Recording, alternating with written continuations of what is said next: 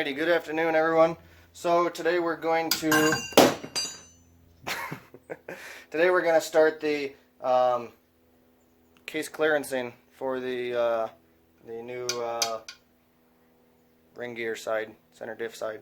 So first things first, got to take the race and bearing out of the case halves, and you got to flip them.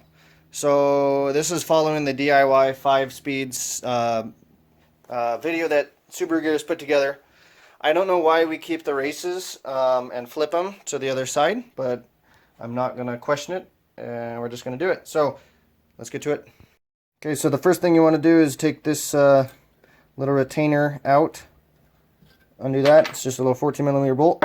Now you take the Subaru Gears tool, and the way they describe it is you use the tightening direction to press, and it pops the race out on its own.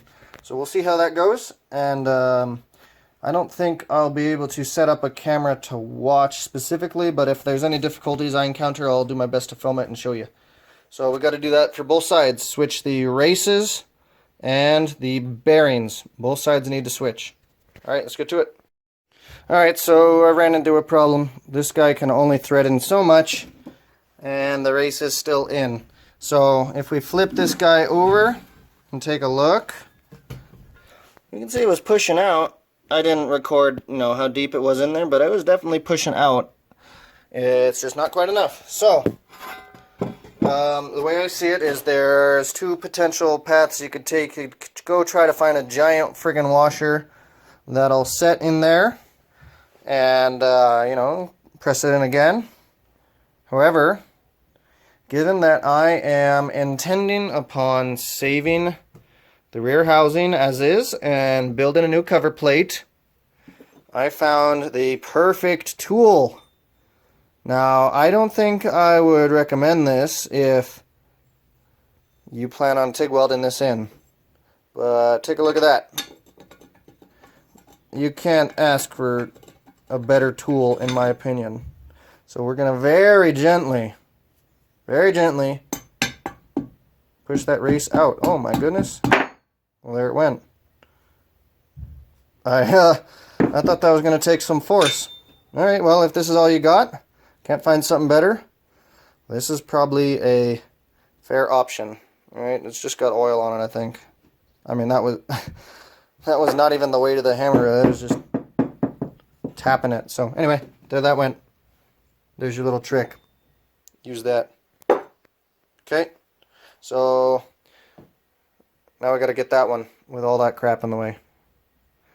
And that's going to be annoying because even if I pull the gear sets out, the shifter arm things are still going to be in the way. So I'm probably going to try and roll it and maybe lay a 4x4 over here or something. Maybe lay 4x4s along there. Might end up going clamping it down to something, so I'll show you what I find works. So I got extremely lucky here. When I went and flipped over the other half, this tiny little pin popped out. I will show you where it came from. The pin goes in that hole on that bearing. And that hole corresponds to that. Right there, that one. So that guy dropped out. Don't make the same mistake I did. You could very easily lose this thing. So anyway, I went and set this up on 4x4s, a couple of wood clamps. So we're gonna reverse the process and undo that guy. Okay, so I pulled everything back in the shop.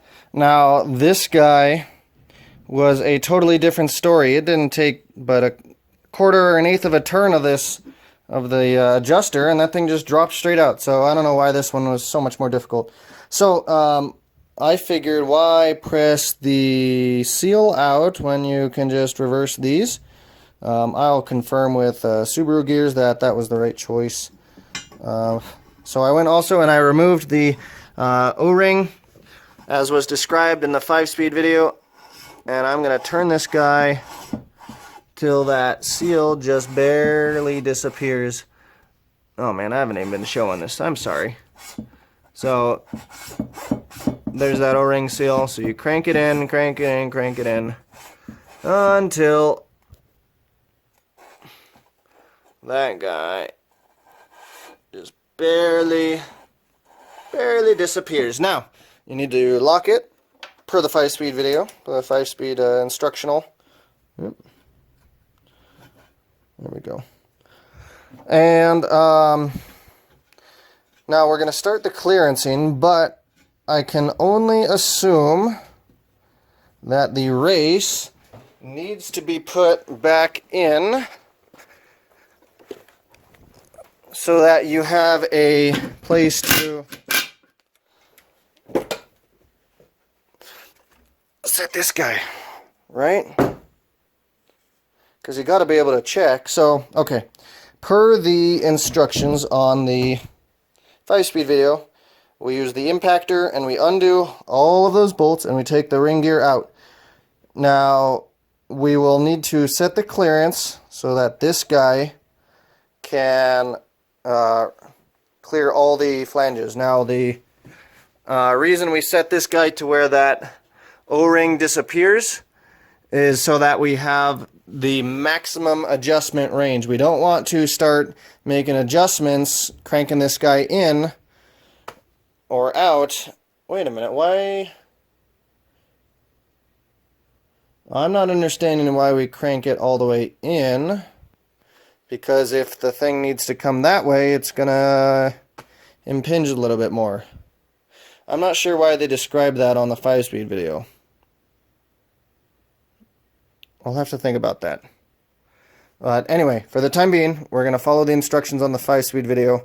Lock this guy in, undo that, stick it in here, and we'll start talking through the clearancing, and I'll be back out on the outdoor workbench. I do not want to get all that aluminum in here. Alright, let's get to it. Alright, so cleaned up the race, cleaned up the surface it sits into. Don't want any grime or grit in there when you push this guy down. You don't want to be gouging up your nice aluminum or your race. So clean that up. I pushed this thing in just by hand, maybe about halfway. Now my plan is to use my handy dandy Subaru Gears bearing pressing tool. Lightly, very lightly tap this.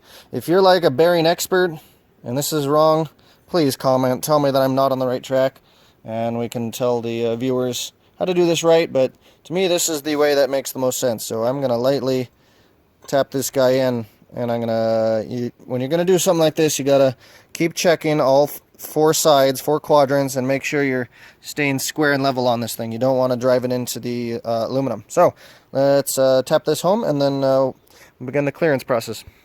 Alright, so we got the race in, and you know, I did a lot of thinking about why do we stop that thing where the oil seal is, and I'm pretty sure I figured it out.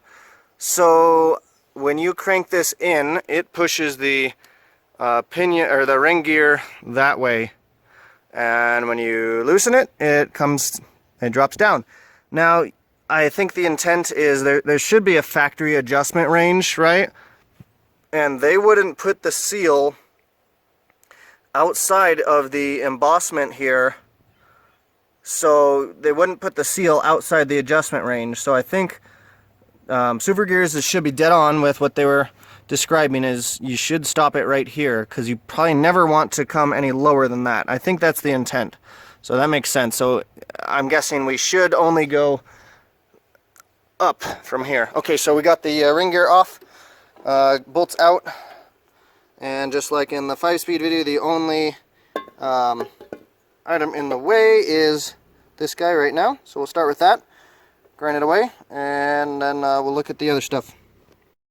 Alright, so we're getting closer. I wanted to point out that you can get kind of tricked, I guess. I was getting hung up on these guys, but I didn't actually need to cut that much yet. However, when we put the ring gear in, we should definitely need to remove material from over there.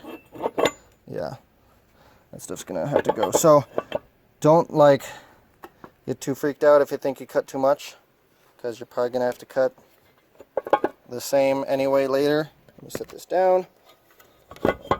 One other thing I wanted to point out, is, so this is actually really helpful when this thing's greasy. It leaves grease spots where it contacted. So I like that. Something else, this is making really fine aluminum dust. You can see it all over this thing. I take my finger and I wipe that inside race clean, as clean as I can each time before I begin putting that bearing in. So just little by little, go slow, don't take too big of cuts. Keep checking. I've probably made like, I don't know, 7 to 10 checks and cut, check, cut, check, cut. So just keep pecking away at it. Alright, check it out. We got the clearancing done for the first part, for the center diff with no ring gear on it. So I just went and put one of the ring gear bolts through it, and I took one of the nuts from the 14mm through bolts, and it was the same thread, so I gently locked that in. So one thing that's kind of cool to see, the depth that you gotta go is deeper than that, so you just gotta try not to scar that up, but it's pretty hard to not hit it. You can see the little nick right there and right there for where the bolt I just put in. So I just set the thing in with the bolt here, and I just went click, click, click, click, and that puts a little mark on it. So cut away there and there. And if I had to guess based on this guy, it's probably not going to be all the way to there. It's probably going to be somewhere halfway to 3/4. So just something interesting to note. So we're just going to start here. Cut a big gouge in. Oh, sorry. We're going to start on these two. Cut a big gouge. Put it back in. Knock, knock, knock on the next ones. And cut more gouges and just work our way around. Alright, check it out.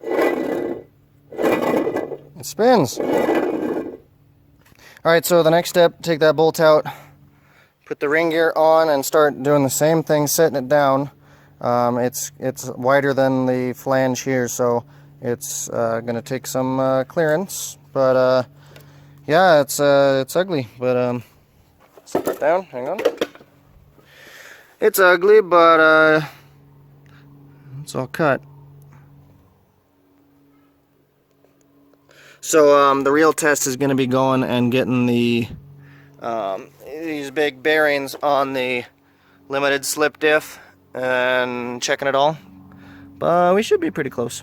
I'm guessing these guys are about the same.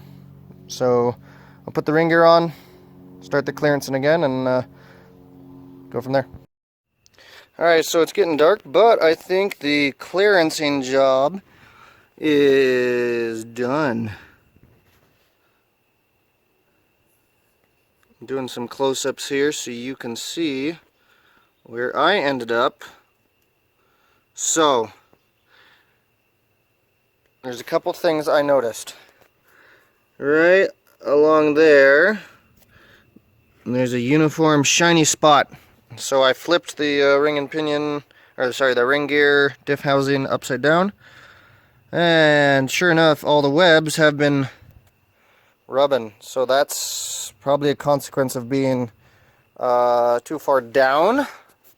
So I went and readjusted this guy about a 1/4 turn, but the seal is still barely gone, right? The only problem I could have is by going in further.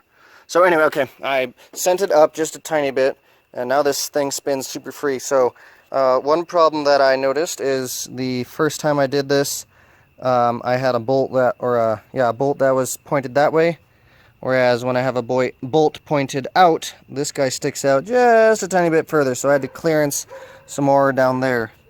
So yeah, let's see. Let's look at that. So that'll be kind of a reference for, so I was kind of on track. It's probably about 1/2 to 3/4 of this is gone. And that's kind of the same for most of these round objects. These little embossments or whatever. What else? So there's going to be a whole lot of cleanup, but that was to be expected. Let's see. Let me put this guy back in. Free spinning.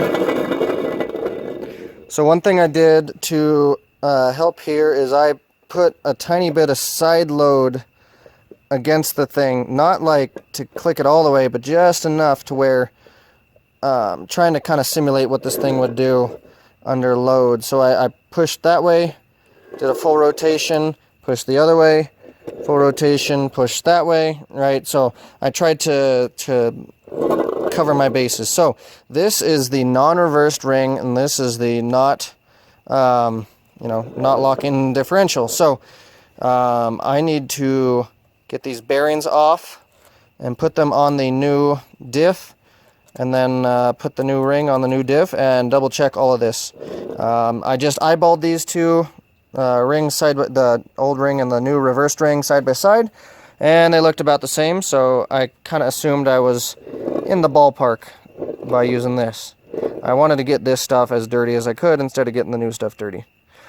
Alright, I'm not sure how I'm going to get these off. I'm going to have to take a look and see what tools I have.